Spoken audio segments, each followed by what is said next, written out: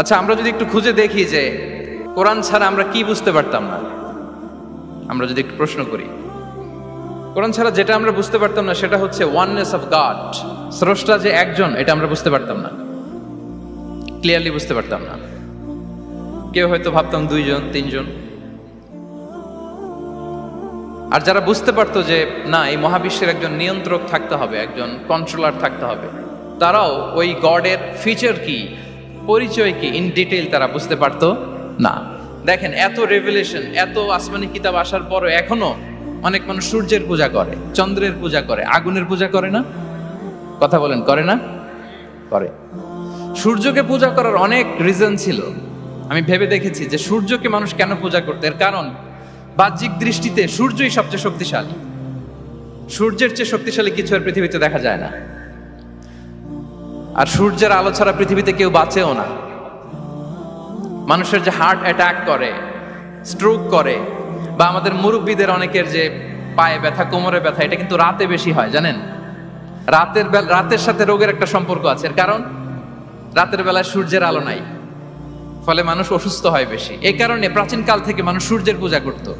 আল্লাহ নবী ইব্রাহিম আলাইহিস সালাম, উনিও প্রথমে ভেবেছিলেন তারাই কি আমার রব, চাঁদই কি আমার রব, সূর্যই কি আমার রব। ভাবতে ভাবতে তিনি মহাসত্যের সন্ধান পেয়েছেন। তো এটা আমরা উদ্ধার করতে পারতাম না যে আসলে আমাদের স্রষ্টা কে। আর আমাদের মধ্যে যারা চিন্তাশীল, তারা হয়তো আমরা ভেবে একটা কুল কিনারা করতে পারতাম যে না, একজন স্রষ্টা থাকতেই হয়, না থাকলে কেমন করে হয়, কেউ না কেউ আছেন। কিন্তু তিনি যে ক্ষমাশীল, অনেক পাপ করে ক্ষমা চাইলে যে তিনি ক্ষমা করে দেয়, এটা আমাদের জানা থাকতো না, ঠিক কিনা? তিনি যে মহাজ্ঞানী, মনে মনেও যেটা ভাবি এটা উনি ধরে ফেলেন, এটা আমরা বুঝতাম না। 99টা সুন্দর সুন্দর নাম দিয়ে আল্লাহ তাআলা তার পরিচয় দিয়েছেন, এত ডিটেইল, এত নিখুঁত, এত জোরালো ভাবে। ওয়াননেস অফ গডের যে কনসেপ্ট, এটা রেভেলেশন না আসলে, কোরআনিক গাইডেন্স না আসলে আমরা বুঝতে পারতাম না। আর আমরা কি বুঝতে পারতাম না? আমাদের এই পৃথিবীতে আসার কারণ কি, আমাদের পারপাস অফ লাইফ কি, এটা আমরা উদ্ধার করতে পারতাম না। ভবগুরুর মতো ঘুরে বেড়াতাম, খেতাম, কাজ করতাম, পৃথিবী আবাদ করতাম, ডেভেলপমেন্ট হতো, উন্নতি হতো, কিন্তু আসলে পারপাস অফ লাইফ কি, এটা আমরা উদ্ধার করতে পারতাম না। কোরআন এটা আমাদেরকে ক্লিয়ার করেছে, ওমা খালাকাতুল জিন্না ওয়াল ইনসা ইল্লা লিয়াবুদুন।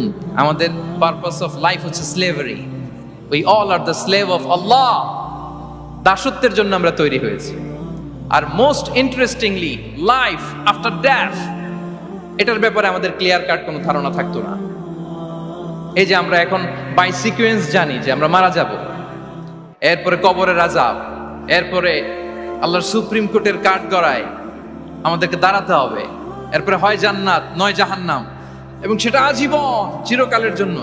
In detail life after death সম্পর্কে আমাদের নিজেরা চিন্তা, গবেষণা, রিসার্চ করে কি এটা জানা সম্ভব ছিল? বলেন, কথা বলেন, কথা বলেন, জানা সম্ভব ছিল না। কোরআন মৃত্যুর পরের জীবনকে নিশ্চিত করেছে। এবং এই যে লাইফ আফটার ডেথ, মৃত্যুর পরের জীবন আসলে আমাদেরকে হোপফুল করে, আশাবাদী করে। কারণ আমরা বিশ্বাস করি আমাদের হারানোর কিছু নাই। আমরা যদি কাউকে হারাই, সাময়িক কষ্ট পাই, কিন্তু আমরা জানি আমাদের আবার দেখা হবে। এই যে আমরা কিছুদিন আগে আমাদের প্রিয় আল্লামাকে হারিয়েছি, ঠিক কিনা? কিন্তু আমরা এই ভেবে বুকে আশা বেঁধে রাখি যে আমরা এই দুনিয়াতে তাকে মিস করেছি, কিয়ামতের ময়দানে আল্লাহর জান্নাতে এই কোরআনের বুলবুলির কণ্ঠে আমরা আবার কোরআন শুনতে পাবো। সাময়িক বিচ্ছেদের কিছু তো নাই। আমার আব্বাকে হারিয়েছি, আম্মাকে হারিয়েছি, বন্ধুকে হারিয়েছি, টিচারকে হারিয়েছি, আমি পাবো, তাদেরকে পাবো, হারাচ্ছি না আমি। এই বিচ্ছেদ সাময়িক। এবং আখিরাত আসলে থাকতেই হবে। অন্যান্য অনেক ধর্ম আখিরাতের ব্যাপারে বলে, কিন্তু ইসলামের মতো এত ইন ডিটেইল, নিখুঁত ভাবে বলতে পারেন। পুনর্জন্মবাদের কথা আপনারা শুনেছেন, ভালো করলে ভালো হয়ে আবার আরেক জন্মে আসবো, খারাপ করলে কুকুর হয়ে জন্মাবো, হ্যাঁ, বিড়াল হয়ে জন্মাবো, এরকম কথা অনেক ধর্ম বলে।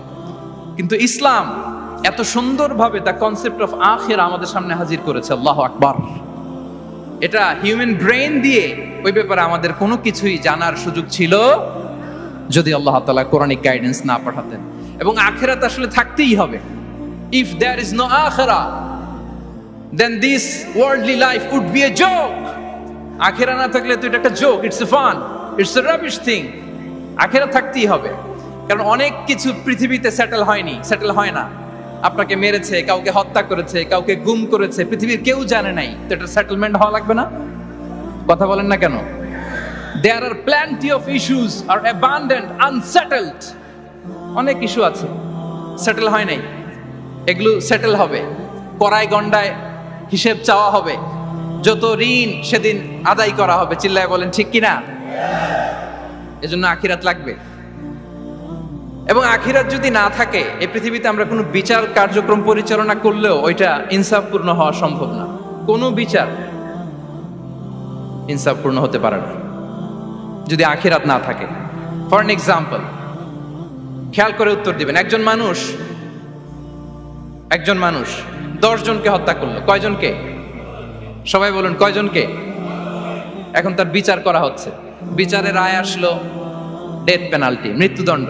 কিন্তু তাকে কয়টা মৃত্যুর স্বাদ দেওয়া যাবে বলেন? হ্যাঁ, কয়টা? উনি মারছিল কয়টা? তো হয়েছে এটা, ও 10 জনের মারছে, 10টা প্রাণ হত্যার কষ্ট করা হচ্ছে। বিচারের রায় আসলো ডেথ পেনাল্টি, মৃত্যুদণ্ড। কিন্তু তাকে কয়টা মৃত্যুর স্বাদ দেওয়া যাবে বলেন? হ্যাঁ, কয়টা? উনি মারছিল কয়টা? তো হয়েছে এটা, ও 10 জনের মারছে, 10টা প্রাণ হত্যার কষ্ট 10 জনকে দিল। কিন্তু ডেথ পেনাল্টিতে ওকে দেয়া গেল কয়টা কষ্ট? আখিরাত লাগবে না? কথা বলেন না কেন? লাগবে না? ওই দিন সব হিসাব হবে, ঠিক কিনা? প্রিয় ভাইরা, কোরআন আমাদেরকে এই গাইডেন্স দিয়েছে, আমাদের জানিয়েছে যে there is a life after death. আসল জীবন ওইটা যেটা মৃত্যুর পরে হয়। ওই জীবনের পরে আর কোনো মৃত্যু নাই, এজন্য সেটাই আসল জীবন। আমি অনেক মুসলিমের সাথে কথা বলেছি, অথবা আগে প্র্যাকটিসিং ছিল না এরকম অনেকের সাথে কথা বলেছি। তারা যখন কোরআন পড়ে তারা বলে যে এটা আবার কেমন বই, এটার স্টাইলটা একটু অন্যরকম, কোনো বইয়ের সাথে মিলে না। কেমন? তো তারা বলে যে হঠাৎ এটা আল্লাহর প্রশংসা শোনায়, এরপরে হঠাৎ করে আখিরাতের কথা বলে, আবার হিস্ট্রি বলে, আবার বলে এটা করো না, আবার ধমক দেয়। এটা আবার কেমন বই? As if it has the authoritarian পাওয়ার। এটার কেমন যেন একটা পাওয়ার আছে, এটা ধমক দিতে পারে। সুবহানাল্লাহ পড়বেন না? মাঝে মাঝে কিন্তু এই ঝাঁকুনির দরকার হয়, ধমক দিতে হয়। এই যে আপনি এবারের হজে একজন ক্রিশ্চিয়ান ক্ল্যারিক সাউথ আফ্রিকার ইব্রাহিম রিচমন্ডের নাম শুনেছেন না? উনি স্বপ্নে দেখেছে 2টা সাদা জামা পরো, আবার সাদা জামা পরো, এরপরে ধমক দেয় সাদা জামা পরো। এই ঝাঁকুনিতে সম্বিত ফিরে পেয়েছে। তো কোরআন মানুষকে এরকম ঝাঁকুনি দেয়, নাড়া দেয়। কোরআনের এই ক্ষমতা আছে, কোরআন ঘুমন্ত বিবেককে জাগিয়ে তোলে। আমরা ওমরে ফারুকের ঘটনা জানি।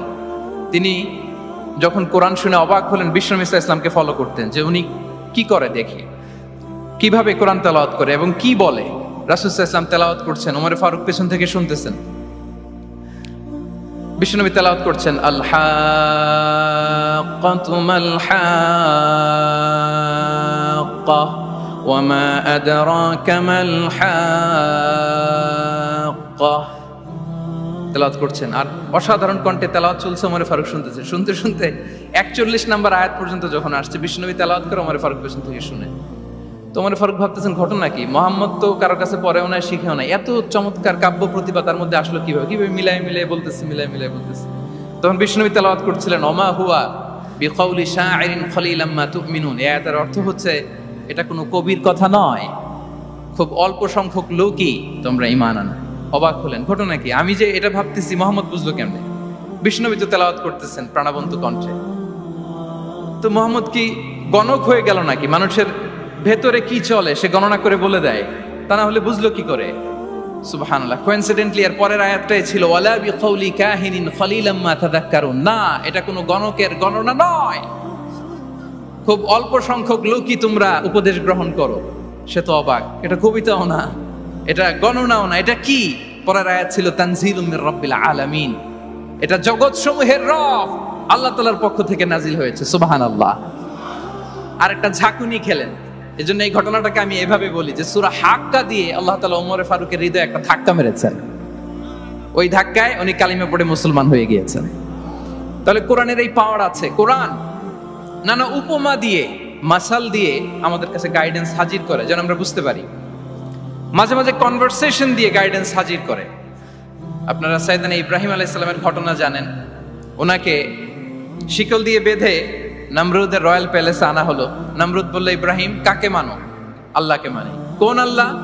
রব্বি আল্লাযী ইউহয়ী ওয়া ইউমীত, এমন রবকে মানি যে জীবন দেয় মরণ দেয়। নমরুদ বলে, আমি তো এটা করি, আমার কাছে তো এটা, আমি জীবন দেই মৃত্যু দেই, তুমি আবার আরেকজনকে কোথায় খুঁজে পেলা যে জীবন দেয় মৃত্যু দেয়? তো জেলখানা থেকে ফাঁসির দণ্ডপ্রাপ্ত দুজন আসামিকে ডেকে আনা হলো। একজনকে বলা হলো শিরোচ্ছেদ করা হলো, আরেকজনকে বলা হলো শিরোচ্ছেদ করতে যাবে, বলে স্টপ, থামো, ওকে ছেড়ে দাও, ওকে আমি জীবন দিলাম। ইব্রাহিম দেখো, একজনকে জীবন দিলাম, একজনকে মৃত্যু দিলাম। ইব্রাহিম আলাইহিস সালাম বললেন, ফাইন্নাল্লাহা ইয়াতি বিশ-শামসি মিনাল মাশরিকি ফাআতি বিহা মিনাল মাগরিব ফাবুহিতাল্লাযী কাফার। নমরুদ, বুঝলাম একজনকে তুমি জীবন দিলা, মৃত্যু দিলা, এটা তুমি করতে পারো, জীবন দাও মৃত্যু দাও, কিন্তু আল্লাহ তাআলা প্রতিদিন উষা লগ্নে পূর্ব দিগন্ত থেকে সূর্য ওঠান, গোধূলি লগ্নে তিনি পশ্চিম দিগন্তে সূর্য ডোবান। নমরুদ, তোমার যদি ক্ষমতা থাকে তুমি সূর্যকে পশ্চিম দিক থেকে উঠিয়ে পূর্ব দিকে একটু নামাও। ফাবুহিতাল্লাযী কাফার। নমরুদ সে স্পিচলেস হয়ে গিয়েছে, ডামস্ট্রাক হয়ে গিয়েছে, পারে নাই। সুবহানাল্লাহ বিহামদি। এই যে আমরা বিভিন্ন বইয়ে কনভারসেশন পড়ি, হেওয়ার পড়ি, এগুলো সব কোরআন থেকে কপি করা। সুবহানাল্লাহ বিহামদি। কোরআনে এরকম কনভারসেশনের মাধ্যমে আমাদেরকে শিখিয়েছে, ঐতিহাসিক ঘটনার মাধ্যমে আমাদেরকে শিখিয়েছে। কোরআনিক দুই একটা গাইডেন্স বলে আমি শেষ করছি।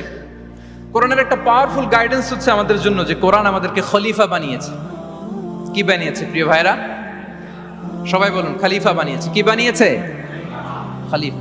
আমরা খলিফা বলতে অনেকে ভাইস চেয়ারম্যান, প্রতিনিধি এরকম বলি, আসলে খলিফা মানে ইনচার্জ। আল্লাহ বলেছেন, ইন্নী জাইলুন ফিল আরদি খলিফা, I am gonna appoint a successive human authority on earth. আমি জমিনে তোমাদেরকে ইনচার্জ বানাচ্ছি। ইনচার্জ মানে এই পৃথিবীর দেখভাল করার দায়িত্ব আমাদের, পৃথিবীর ভালো মন্দ দেখার দায়িত্ব আমাদের। আপনি চাইলেই লিটারিং করতে পারবেন না, যেখানে সেখানে প্লাস্টিক ফেলতে পারবেন না, চাইলেই বনায়ন ধ্বংস করতে পারবেন না, পাহাড় কাটতে পারবেন না, ওশেন গুলাতে ডাম্পিং করতে পারবেন না।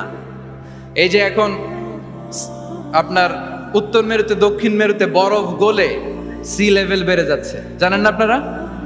যুক্তরাষ্ট্রের মানুষ তো অনেক সচেতন, আপনারা তো এগুলো ভালো জানার কথা।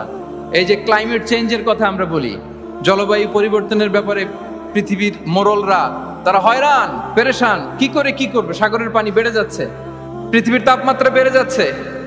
আজ থেকে 30 বছর পরে মালদ্বীপ উইল বি ডিসঅ্যাপিয়ার কমপ্লিটলি। আজ থেকে 30 বছর পরে মালদ্বীপ আর থাকবে না।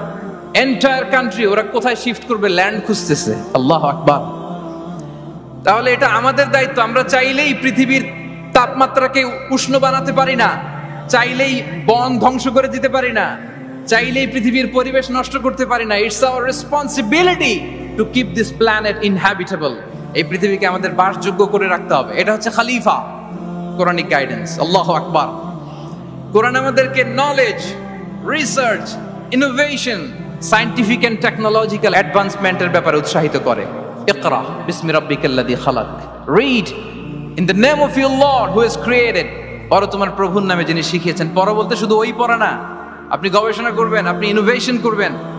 নিউজে দেখেছিলাম যে ভারতে মানুষ বই পড়ে পড়ে একটা নীরব বিপ্লব করে ফেলেছে ভারতে। এটা তো মুসলিম কান্ট্রিগুলো আগে করার কথা। আরব বিশ্বে তারা একটা কথা বলে যে আমরা হচ্ছে নাহনু উম্মাতু ইকরা, আমরা হচ্ছে উম্মাতু ইকরা। আমরা এমন জাতি যে জাতির প্রথম কথাই ছিল কি? ইকরা, পড়ো, রিসার্চ করো, গবেষণা করো। আমাদের ক্লাসিক স্কলাররা তারা এটা করতেন। আমাদের আল বিরুনি ছিল, আল কিন্দি ছিল, জাবির ইবনে হাইয়ান ছিল, খাওয়ারিজমি ছিল। তারা গোটা বিশ্বকে চ্যালেঞ্জ করেছেন, তারা দেখিয়ে গিয়েছেন। এখন এটা এই নলেজ ট্রান্সফার করে ওয়েস্টের কাছে এসেছে, খুব ভালো, আবার আমাদের কাছে যাবে, আমরা শেয়ার করবো এটা। তো এই কোরআন নলেজ সিকিং এর ব্যাপারে, রিসার্চের ব্যাপারে, ইনোভেশনের ব্যাপারে আমাদেরকে উৎসাহিত করেছে। কোরআন মানুষকে মানুষ হিসেবে কনসিডার করতে বলে, মানুষকে মানুষ হিসেবে কনসিডার করতে বলে। কোরআন বলে মানুষে মানুষে ভাই ভাই। আপনারা শুনেছেন যে কাতারে যে ফিফা ওয়ার্ল্ড কাপটা হলো, একটা আয়াত তেলাওয়াত করে তারা ওয়ার্ল্ড কাপটার ইনগ্রেশন প্রোগ্রাম করেছে। আপনারা জানেন আয়াতটা কি ছিল? হ্যাঁ, ইয়া আইয়ুহান নাসু ইন্না খালাকনাকুম মিন যাকারিন ওয়া উনসা ওয়া জাআলনাকুম শুউবান ওয়া ক্বাবাইলা লিতাআরাফু। সুবহানাল্লাহ, কত পাওয়ারফুল মেসেজ। কোরআনিক গাইডেন্স আমাদেরকে কি শিখায় দেখেন।